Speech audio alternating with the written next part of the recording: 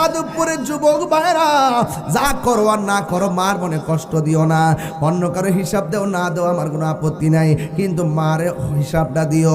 মা তোমার সম্পদ ভোগ করে খাইতে চাইবে না, মা তোমার সম্পদটারে ধরে রাখার জন্য চেষ্টা করবে। আজকে তোমার বাবা মুরব্বী হয়ে গেছে, কোমর লয়ে উঠতে পারে না, বাজারে যাওয়ার টাকা পায় না, কি খায় কি না কোনো খবর নেন না। আজকে সত্যিকার সত্যির বাঘ বাবা একদম অল্প সময় বৃদ্ধ হয়ে গেছে, তাদের কোমর নিয়ে দাঁড়াইতে পারে না, শুধু ফুট ফুট করতে করতে জীবনটারে লুড়াইয়া ফেলাইছে। এই বাপরে এখন বুড়া হয়ে গেলে মর্যাদা দেয় না, বাপটা বৃদ্ধ হয়ে গেলে তারে মূল্যায়ন করে না। আজকে যদি ফরহাদপুরে ঘরে ঘরে আমি যাই, দেখবেন প্রত্যেকটা বাবা মা সন্তান আর সন্তানের বউর বিরুদ্ধে অভিযোগ দায়ের করবে। বাপ মা মনে মনে কয় যে সব কইরা সন্তানটারে বিয়ে করাইছিলাম, কিন্তু সন্তানটা এখন আমার বার্ধক্যকালে খবর নেয় না। আমি চেয়েছিলাম শীতের দিন আমার গরম পানি কইরা দিব, কিন্তু মা আমার তো ঠান্ডা পানিও দেয় না। এই জন্য যুবক ভাইরা আমার, ওই মা বাবার মনে কষ্ট দেওয়া যাবে না, বাবার মনে কষ্ট দিবে না। বাপের কথা কেউ কয় না, বাপের ওয়াজটা করার দরকার। আমি আমার আব্বারে হারাইছি, আমার আব্বা নাসিরউদ্দিন শিপাশালার দরবারে সপ্তাহে 4 দিন আসতো, 4 দিন, এমন কোনো দিন নাই যে 2 দিন পরে পরে না আসে নাই। আমার আব্বা যেদিন দুনিয়ার থেকে বিদায় হবে, ওই নাসিরউদ্দিন শিপাশালার গেটটার মধ্যে আব্বা অসুস্থ হয়, পরের দিন রাতের বেলা আব্বা ইন্তিকাল করেন।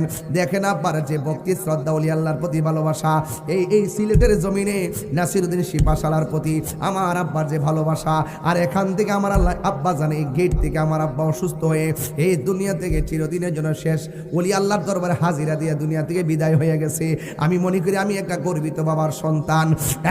নাসিরউদ্দিন শিপাশালার উত্তরসূরিরা, আপনাদের কাছে একটা কথা বলে দিয়ে যায়, ওলি আল্লাহদের রঙে রঙিন হওয়ার দরকার আছে না নাই?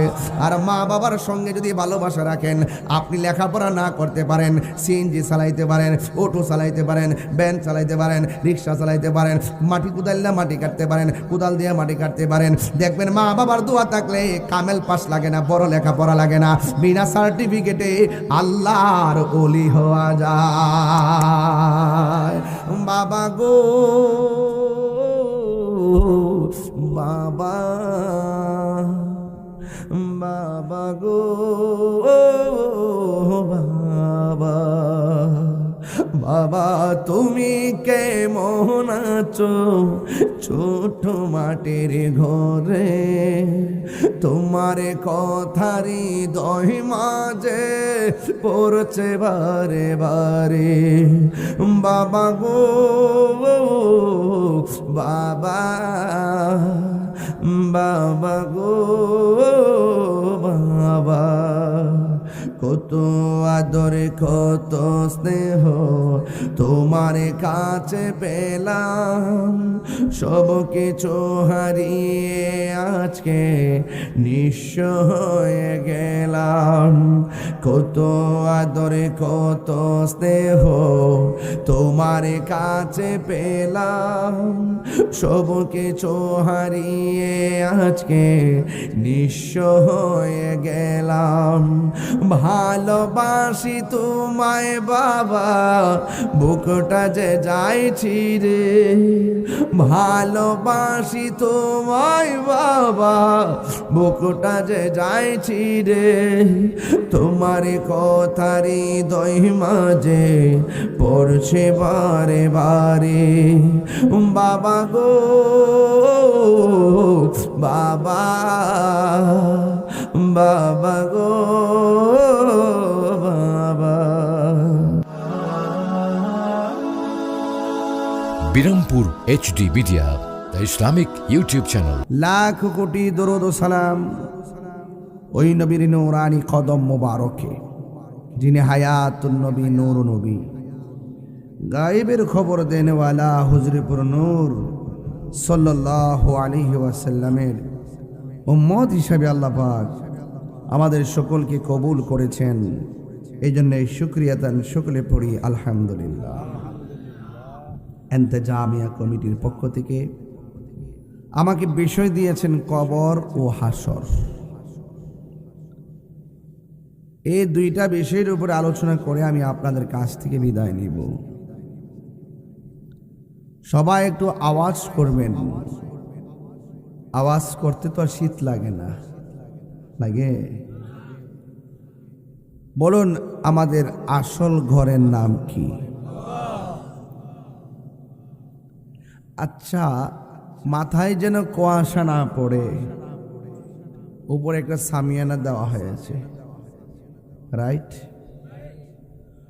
এই কনকনে শীতে যারা আপনার আব্বা কবরে শুয়ে আছে, আপনি দেখেন তো আপনার গায়ে কত জামা। এই কনকনে শীতের মধ্যে আপনার বাবা মাটিতে পড়ে আছে। বৃষ্টির ফোঁটা যদি ঘরে ঢুকে, বৃষ্টির পানি, ছিদ্রটা বন্ধ করে দেওয়া হয়, আর মুষলধারের বৃষ্টির পানি যে আপনার পিপিলিকার গর্ত দিয়ে আপনার বাবার কবরটা ভরে গেছে, হাড্ডিগুলা যে বাসতেছে, একটু কি ভাবেন আপনারা? ভাবার দরকার আছে না? আচ্ছা বলেন তো, আপনার বাবার যে অবস্থা, আমার বাবার যে অবস্থা, আমাদেরও তো একদিন এই অবস্থা হবে, হবে না? খুব মনোযোগ দিয়েন আমার ভাইয়েরা। এই পৃথিবীর মানুষ বড় নিষ্ঠুর, খুব বেঈমান, খুব বেঈমান। অনেক লোক বেঈমান, মানুষকে ভুলে যায়। আর সন্তান বাপরে ভুলে যায়, সন্তান মাকে ভুলে যায়, বন্ধু বন্ধুকে ভুলে যায়। কখন? চোখটা বন্ধ করে দেখবেন কেউ নাই, কেউ আছে? মুখটা বন্ধ করে লাশের দেখে, মুখটা বন্ধ করে লাশ দেখে, খেয়াল করেন আপনি। অনেক মহিলারা আসবে মুখটা বন্ধ করে, অনেক পুরুষ আসে কোন রকম এরকম বন্ধুর সাথে হাসতেছে, গল্প করতেছে, আবার একটু লাশ দেখতেছে। আর উনি এত ব্যস্ত, সারা জীবন চললো ফিরলো খাইলো, লাশটা দেখবো, দোয়া নাই, দেখে জায়গা। জানাজার মাঠে গেলে বুঝবেন মানুষ কত ব্যস্ত। 1 মিনিট দেরি হইল, এই মিয়া জানাজার টাইম যেতেছে, থাকতে নামাজ পড়ান। অথচ লাশটার পাশে যখন তার সন্তানটা দাঁড়াই থাকে, আপনি জানেন আপনার এই কথাটা সন্তানটা কত কষ্ট পায়। আপনি খেয়াল করছেন না? জানাজার মাঠে 2 মিনিট দেরি হইলে মানুষকে অস্থিরতা করে, ওই তাড়াতাড়ি নামাজ পড়ান, সময় যেতেছে গা। অথচ তার সন্তানটা যে দাঁড়ায় বাপের বিদায় দিতে চায় না, ধৈর্য রাখতে চায়। যেন বলছে মানুষ বড় নিষ্ঠুর। মানুষ আইব রে এক নজর দেখিতে, মানুষ আইব রে দেহ খাঁচার চিনি পাখি, দেহ খাঁচার ও চিনি পাখি, উইরা যেদিন যাইব রে এক নজর দেখিতে, মানুষ আইব রে, মানুষ আইব রে এক নজর দেখিতে, মানুষ আইব রে। আমার যুবক ভাইয়েরা, বেশি লম্বা আলোচনা নয়। আপনারা জানেন আমি অনেক ব্যস্ত মানুষ, সকালবেলা বের হলে রাত্র 1টা পর্যন্ত মাঠে মাঠে থাকতে হয়। অনেক পরিশ্রম করছি শুধু সুন্নিয়তের জন্য, অনেক মাহফিল সব কেটে দিয়েছি শুধুমাত্র রাষ্ট্রীয়ভাবে সুন্নিয়তের খেদমতটা তুলে ধরার জন্য। নির্যাতিত সুন্নিদের পেছনে দাঁড়াইবার জন্য একটু চিন্তা করেছি রে বাজি। এই দেশে ইসলাম এনেছেন আল্লাহর ওলিগণ, রাষ্ট্রযন্ত্রে গুরুত্বপূর্ণ থাক জায়গায় থেকে সেই ওলি আল্লাহর মাজারকে রক্ষা করতে হবে, সেই সিদ্ধান্ত নেওয়ার জন্যে। আর না হয় আল্লাহর রহমতে এই দেশে আমার সম্মানের কোনো অভাব ছিল না। কথা কোন ঠিক কিনা? অভাব ছিল? টিহার দরকার আছে আমার? আমি তো বানায় বলছি না, আপনারা সব জানেন, সব দেখতেছেন। আমার মসজিদের ইমাম রইসুদ্দিনকে এমন ভাবে সরাসরি মাইরা ফেলাইছে, বিচার নাই। হাদির মতন একটা ইনসাফওয়ালা, ইনসাফ কায়েমের জন্য যে হাদি কথা বলতেন, ওই হাদিকে গুলি কইরা সরাসরি বিদায় করে দিল। লক্ষ লক্ষ লোক জানাজায় হয়েছে, মানুষ এত নিষ্ঠুর, একটা সপ্তাহ পার হতে পারে নাই, আবার মানুষ ভুলে গেছে। বুঝতে পেরেছে? এই জানলা যুবক ভাইয়ের আমার, হায়াতের মালিক কে? হায়াতের মালিক হলো আমার আল্লাহ। দেখবেন যারা বেশি সত্য কথা বলে এদের শত্রু বেশি হয়, আর এই শত্রুতা বেশি হয় একমাত্র মুনাফিকের কারণে। কথা কন ঠিক কিনা? এবার আমরা ইনসাফ ভিত্তিক এবং মুনাফিক মুক্ত সমাজ গঠন করার দরকার আছে না নাই? আর জোরে বলো, আছে না নাই? আমার ভাইয়েরা, আপনার ক্ষতি করার জন্য দূরের মানুষ আসবে না, আপনার ক্ষতি করার জন্য কাছের মানুষই যথেষ্ট। খবর নিয়ে দেখেন, হাদিরে যে গুলি করছে দূরের কেউ না, কাছের মানুষই হবে। কথা কন ঠিক কিনা? আল্লাহর হাবিব বলেন, ও পৃথিবীর মানুষ, আমি তোমাদেরকে পাঠাইলাম আমি আল্লাহর গোলামি করার জন্যে।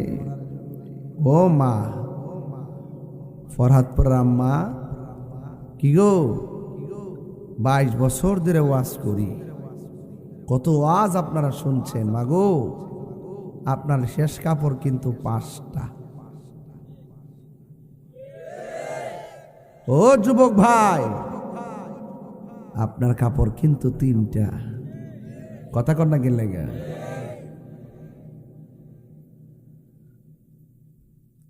সুকেজের ভিতরে অনেক সুন্দর সুন্দর শাড়ি, কিন্তু কবরে যাওয়ার সময় এটা হলো আসল নায়রের বাড়ি। কথা কন ঠিক কিনা? এই নায়র সেই নায়র বুঝি না, আসল নায়রের বাড়ি হলো কবর। কি সুন্দর করে গায়ে হলুদের মতো মরণের পরে গোসল দেয়, বিয়ের দিনের মতো কি সুন্দর শাড়ি পরা, ফুলের গাড়ি যেইভাবে সাজায়া নাই, আপনার কাপড়টা পরাইয়া কান্দের মধ্যে কত মায়া কইরা লইয়া যায়। আপনার পিছনে যেমন যাত্রী থাকে, জানাজার মাঠও আপনার যাত্রীর অভাব নাই। যখন আপনি বাড়িতে ফিরেন, বাসর ঘরে ঢুকাইয়া দেয়, ঠিক এমন ভাবে আপনার আপনজন চিরদিনের জন্য ঘরে ঢুকাইয়া দেয়। রাসূল বলেন, যদি আপনি ইমানদার হতে পারেন, আমার আল্লাহ আপনার ঘরটাকে জান্নাতের বিছানা দিয়া সাজাইয়া দিবে। দুনিয়ার সুখ আমরা চাই না, আমরা শুধুমাত্র চাই আল্লাহর কাছে যেন দাঁড়িয়ে বলতে পারে, আল্লাহ, ও আল্লাহ, তোমার দেখি নাই কিন্তু তোমার গোলামি ভুলি নাই। নবীর সামনে যেন গিয়ে বলতে পারি, নবী গো, আপনাকে দেখি নাই কিন্তু আপনার নাম আমরা ভুলি নাই।